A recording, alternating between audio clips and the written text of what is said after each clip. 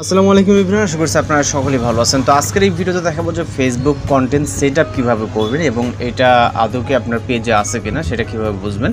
এই জন্য আমরা আমাদের ফোন থেকে ফেসবুক অ্যাপ্লিকেশনটিকে ওপেন করব এবং এইখানে যেই হচ্ছে আপনার একটি অপশন দেখতে পাচ্ছেন, এইখানে ক্লিক করতে পারেন যে গ্রাফস, এইখানে ক্লিক করবেন। ওকে, এরপর এখানে দেখতে পারবেন যে নিচে কন্টেন্ট সেটআপ বলে একটি অপশন আছে, জাস্ট এর উপরে ক্লিক করবেন। ক্লিক করার পর এরকমটা অপশন আসবে। ওকে, এরপর আপনি এখান থেকে সাইন আপের উপরে ক্লিক করবেন। সাইন আপে ক্লিক করার পর জাস্ট আপনাদের কিছুক্ষণ ওয়েট করতে হবে। ওকে, জাস্ট এখানে এটা অটোমেটিক্যালি হবে, এখানে আপনার কিছু করার প্রয়োজনে জাস্ট আপনারা দেখতে পাচ্ছেন সরাসরি, যেটা হচ্ছে আপনার 10 থেকে 15 সেকেন্ডের মতো হয়তো ওয়েট করা লাগতে পারে। তো দেখবেন যে এখানে সেটআপ কমপ্লিট হয়ে গেছে।